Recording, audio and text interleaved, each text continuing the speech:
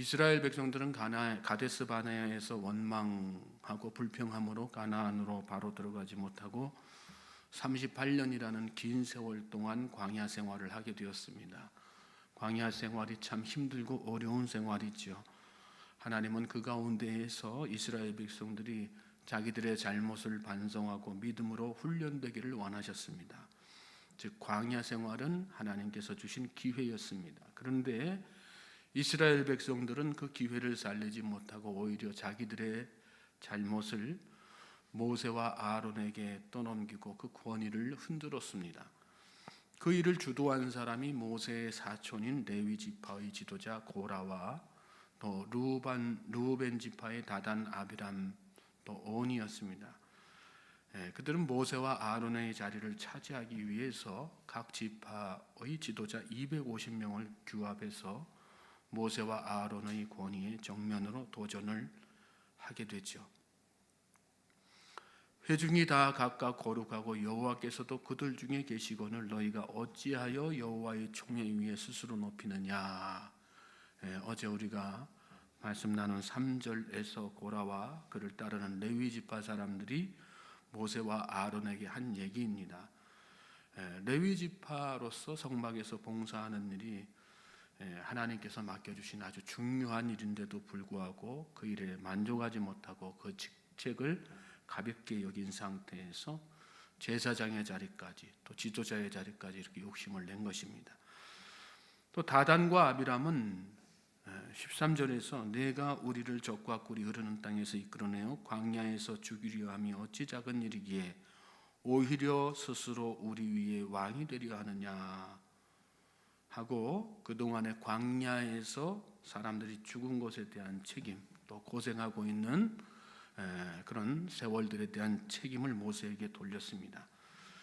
모세 때문에 광야에서 고생하고 또 사람들이 죽은 게 아니라 불순종, 자기들의 불순종 때문에 그렇게 된 것인데 그것을 뉘우치지 않고 도리어 아무 잘못 없는 그런 불순종하는 이스라엘 백성들을 힘들게 이렇게 이끌어가고 있는 지도자 모세와 아론에게 죄를 뒤집어 씌우고 또 모함한 것입니다.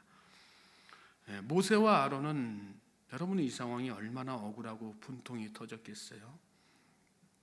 이런 일이 새삼스러운 건 아니죠. 출애굽한 이후로 지나온 38년 세월 동안 이스라엘 백성들은 기회만 되면 그렇게 해왔습니다. 틈만 나면 원망하고 틈만 나면 모함하고 또 모세와 아론의 권위를 다 흔들고 모세와 아론은 그런 수모를 지난 38년 동안 수도 없이 겪어온 것입니다. 나아지겠지, 바뀌겠지, 고치겠지 그렇게 기대했지만 나아지지 않았어요. 전혀. 또 바뀌지 않았습니다. 우리도 세상 살아가다 보면 이런 일 당할 때가 종종 있죠.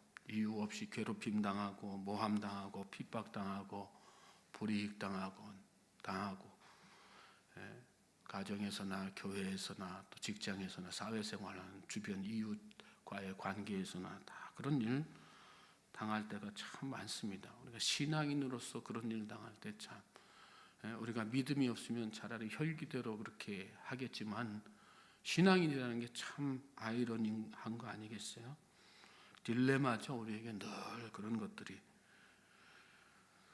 누군가가 끌어내리려고 하고 불이익 주고 한두 사람이 그럴 때도 있고 또 무리를 지어서 그럴 때도 있고 왕따란 말처럼 그런 문제가 생길 때 우리는 늘 하게 되죠.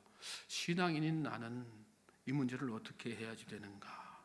오늘 말씀 통해서 거기에 대한 교훈을 얻게 될 텐데 가장 먼저는 하나님 앞에 엎드려야 된다는 거예요. 신앙의 사람들은 문제가 생길 때마다 첫째도 기도, 둘째도 기도, 셋째도 기도 항상 모든 일에 기도해야지 되지만 특별히 삶에 이런 억울한 문제들이 생길 때 최우선적으로 해야 될 거 하나님 앞에 엎드려서 기도하는 것입니다. 어제 본문인 4절에 보시면 모세가 듣고 엎드렸다 그랬습니다. 그리고 그 다음 절에는 고라와 그 무리들에게 말하는 장면이 이렇게 나오지요. 말하기 전에 모세와 아론이 뭐 했다는 것입니까? 하나님 앞에 엎드려서 기도했다는 것입니다. 여러분 살면서 억울하고 분한 일 생기고 그러면 그때 바로 이렇게 반응하지 마시고 무조건 하나님 앞에 먼저 엎드려서 기도하실 수 있길 바랍니다. 반응한다고 문제가 해결되지 않습니다. 여러분이 경험적으로 다 깨닫는 거 아니겠어요? 오히려 문제가 더 커지면 커졌지 해결되지 않습니다. 또 좋은 말이든 나쁜 말이든 맞는 말이든 틀린 말이든 사람에게 먼저 하지 마시고 하나님과 먼저 대화하실 수 있길 바랍니다. 그러면 하나님께서 지혜도 주시고 하나님의 방법으로 다 이렇게 해결해 주시는 것입니다. 모세는 고라에게 말하기 전에 하나님께 먼저 엎드렸습니다. 기도했다는 거예요. 우리도 기도해야 될 줄로 믿습니다. 답답한 일 생기고 억울한 일 생기고 그러면 우선적으로 하나님 앞에 엎드리십시오. 기도하십시오. 간절한 마음으로 이 문제를 놓고. 어떤 기도해야지 될까요? 하나님께서 판단하시기를 기도해야지 되는 거예요. 모세는 고라와 그 무리들에게 다음날 아침에 아론과 함께 각자 향로를 들고 성막 앞에 모여서 향을 피우기로 이렇게 했어요. 하나님께서 누구의 향을 받으시는지, 누가 하나님께서 세우신 지도자인지, 참된 지도자인지 그걸로 확인하자, 그런 이야기입니다. 4절부터 19절 내용이죠. 모세는 하나님 앞에 엎드려서 그 기도 드린 거예요. 하나님, 이 백성들이 저와 아론을 모함하고 하나님께서 세워주신 이 권위에 도전하고 있습니다. 이 일을 하나님께서 판단하시고 처분해 주십시오. 그리고 나서 고라와 무리들에게 내일 아침에 너희들 향로 들고 각자 성막 앞으로 모여라. 우리도 그렇게 하겠다. 이렇게 이야기한 것입니다. 여러분, 우리도 그런 기도를 드려야지 됩니다. 하나님, 제가 억울한 일 당했습니다. 여기에 대한 판단과 처분을 하나님께 맡깁니다. 하나님은 공의의 하나님이시죠. 억울한 자의 고통을 아시고 다 공감하시는 분이시죠.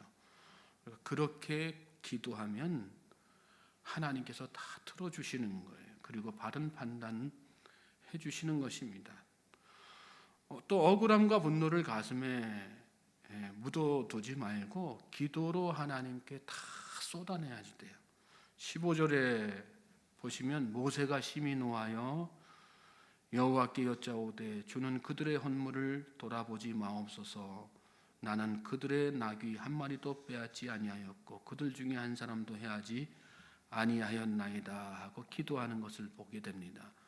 그 위에 보면 무슨 일이 있었나? 모세가 사람을 보내서 다단과 아비람을 부르는 그런 장면, 그런 일이 있었죠.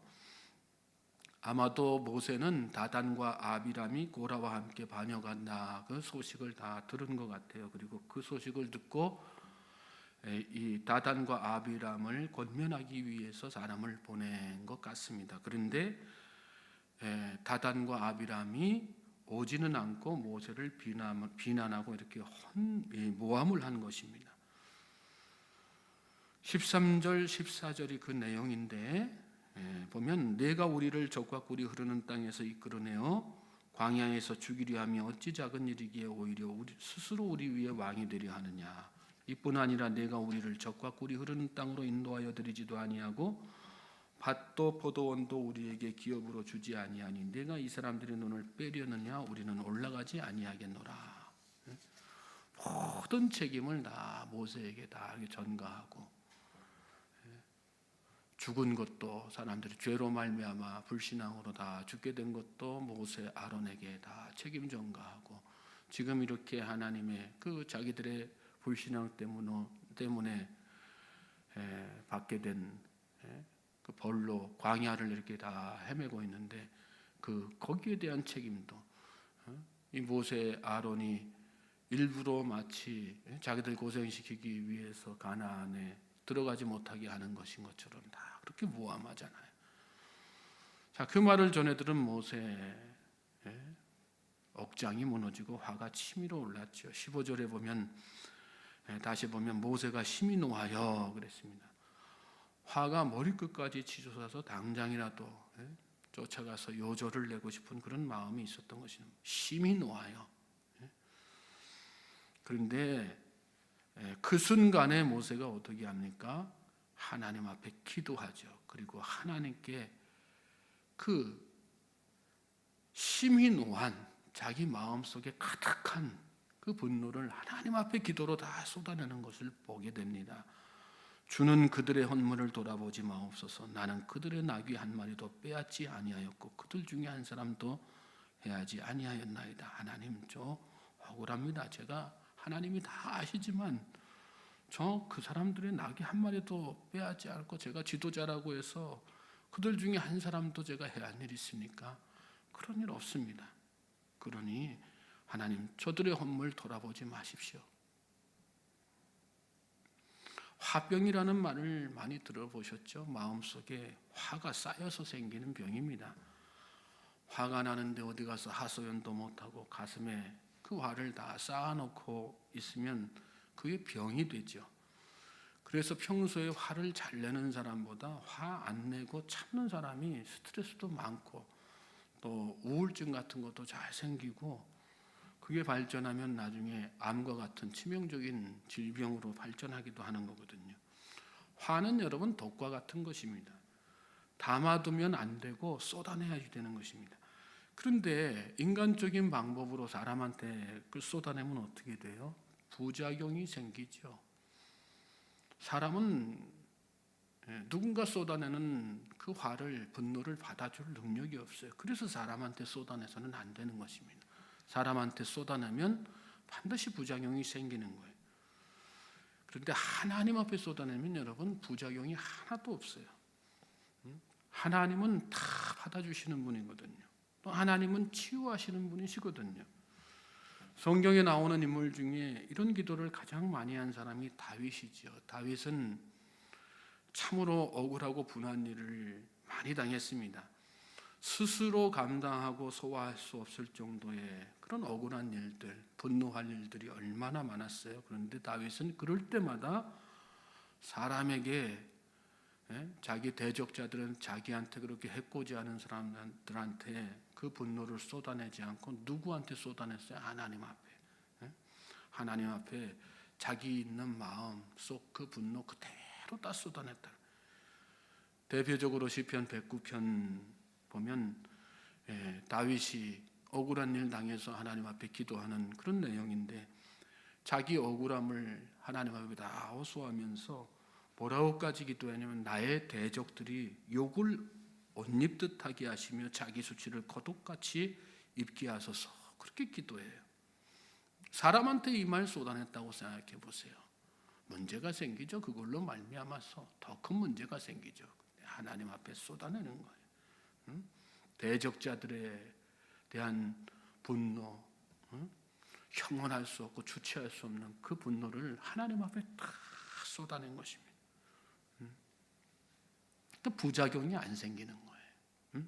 나도 내 안에 분노를 쌓아두지 않으니까 나한테도 유익이 되는 거고 또 그 분노를 사람한테 쏟아내지 않으니까 부작용은 생기지 않고 하나님께 쏟아내면 하나님께서 다 받아주시고 또 오히려 그것을 통해서 하나님께서 위로하시고 또 치유해 주시고 우리가 오늘 부른 찬송 가사에도 후렴에 그런 내용 나오지 않습니까? 너 예수께 조용히 나가 내 마음을 쏟아놓으라. 너를 미리 보시는 주님 큰 은혜를 베푸시리. 쏟아내라는 말이에요. 누구한테? 하나님 앞에. 사람 앞에서는 참고 하나님 앞에서는 쏟아내고 인내해야지 된다는 말을 잘 우리가 자주 접하는 인내에 대한 유익에 대해서도 많이 이야기 듣지만 여러분 인내하되 지혜롭게 인내하는 게 중요한 거거든요. 그 지혜롭게 인내한다는 것은 뭐예요? 그냥 무작정 미련하게 그냥 마음속에 담아두고 참고 지내는 것이 아니라 그것 때문에 결국은 내가 다 병들고 내가 다 그렇게 망가지는 게 아니라 내 안에 있는 그 분노를 하나님 앞에 다 쏟아내는 거예요. 그때 하나님께서 놀라운 은혜를 베풀어 주시는 것이요, 나를 치유하시고 관계도 부작용 생기지 않게 다 지켜주시고, 그게 기도라고 하는 거예요. 여러분, 놀라운 것은요, 여러분, 그렇게 기도하면 하나님께서 우리에게 특별한 은혜를 주시는데, 그 은혜 가운데 하나가 뭐냐면 우리 마음 가운데 긍휼의 마음, 자비의 마음, 용서의 마음, 사랑의 마음이 막 생기게 하세요. 어느 여집사님이 남편이 맨날 허구한 날 술 취해서 이렇게 들어와 가지고 가정에서 폭력 행사하고 평소에 너무 고통스러웠어요. 참다 내가 더 이상은 못 참겠다 하고 짐을 싸가지고 집을 나왔는데, 거리를 이렇게 거닐다 보니까 작은 교회에 불이 켜져 있는 게 보였어요. 그래서 그 교회 안에 들어가가지고 하나님 앞에 이렇게 기도하는데 너무 서럽고 마음속에 그동안에 쌓인 분노들이 치밀어 오르고 하나님 앞에 기도하면서 그거 다 쏟아냈대요. 그런데 하나님께서 어느 순간에 그 집사님이 기도하는 가운데에서 예수님의 십자가를 보게 하시고, 또 남편에 대한 사랑의 마음, 용서의 마음, 긍휼의 마음이 저 속에서부터 밀려오게 이렇게 하시더라는 거예요.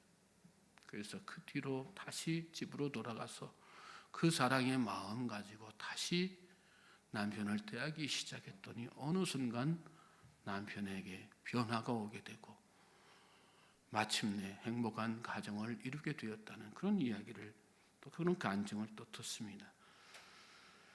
모세와 아론에게도 그런 은혜가 있었어요. 하나님께서 그렇게 기도하는 모세와 아론, 그 마음 가운데 있는 분노가 사라지게 만드셨어요. 모세의 기도가 끝난 후에 고라, 무리와 모세, 아론이 성막 앞에 향로를 들고 서 있는데 하나님께서 영광 중에 나타나시죠. 오늘 본문 21절에 보시면 이렇게 말씀하세요. 너희는 이 회중에게서 떠나가라. 내가 순식간에 그들을 멸하려 하노라. 그러자 모세와 아론이 어떻게 합니까?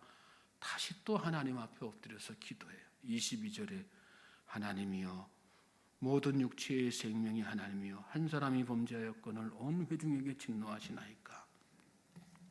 백성들을 살려달라고 하나님 앞에 기도한 것입니다.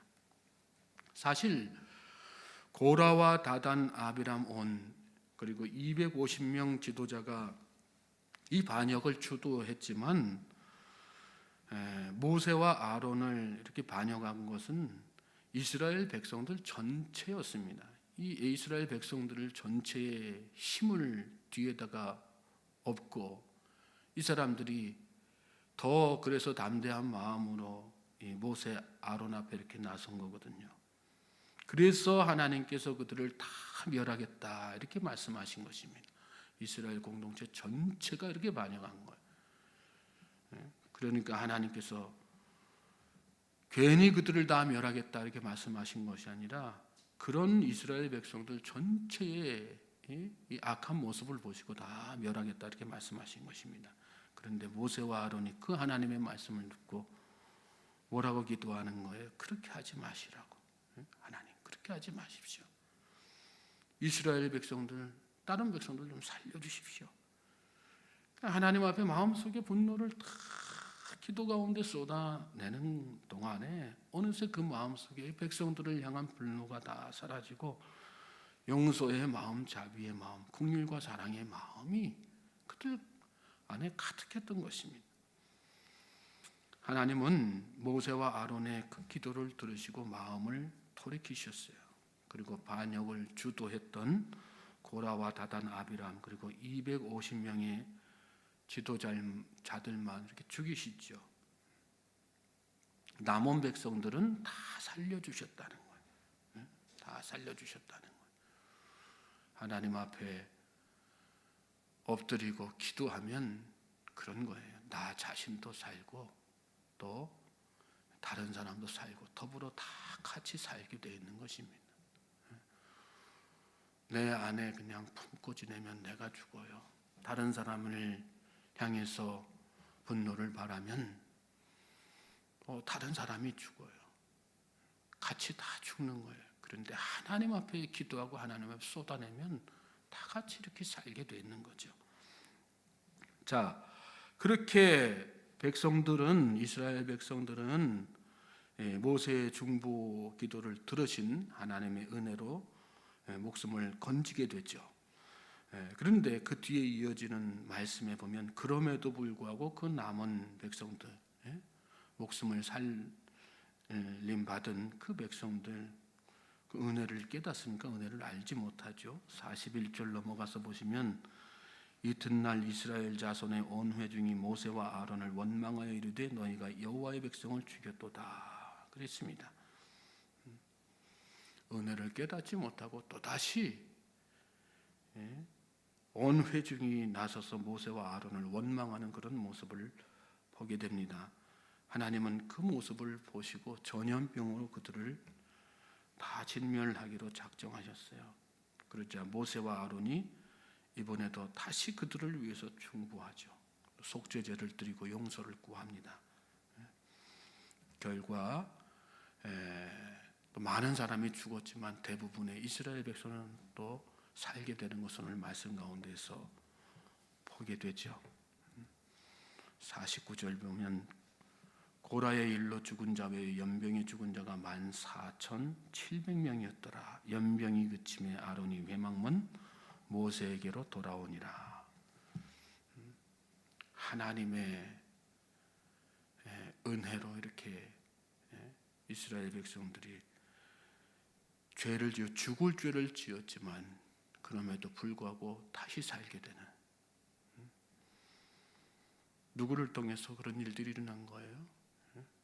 사랑과 긍휼의 마음으로 하나님 앞에 엎드려 기도한 모세와 아론 때문에. 분노할 일이 생길 때마다 여러분 하나님 앞에 기도하십시오. 화가 치밀어 오를 때마다 또 하나님 앞에 기도하십시오. 그리고 우리 속에 있는 모든 감정들을 하나님 앞에 다 쏟아내십시오. 하나님께서 우리에게 치유의 광선을 발하여 주셔서 우리 속마음을 다 회복시켜 주시고 사랑이 넘치게 하시고 긍휼이 넘치게 하시고 도리어 대적자들을 위해서 기도하는 중보자가 되게 하실 것입니다. 그것이 바로 예수님의 마음 아니겠어요? 예수님이 십자가에 달려 죽으시면서까지 하신 일이 뭡니까? 예수님을 조롱하고 또 못 박고 침뱉던 그 사람들을 위해서 중보하신 거잖아요. 믿음의 사람은 하나님 앞에 기도합니다. 억울한 일 당해도 기도하고 슬픈 일 당해도 하나님 앞에 기도합니다. 하나님의 은혜가 차고 넘치게 만들어 주시는 것입니다. 저는 오늘 저와 여러분이 이 하루 그렇게 하나님 앞에 기도로 나아갈 수 있는 복된 하루 되시기를 주님의 이름으로 소망합니다.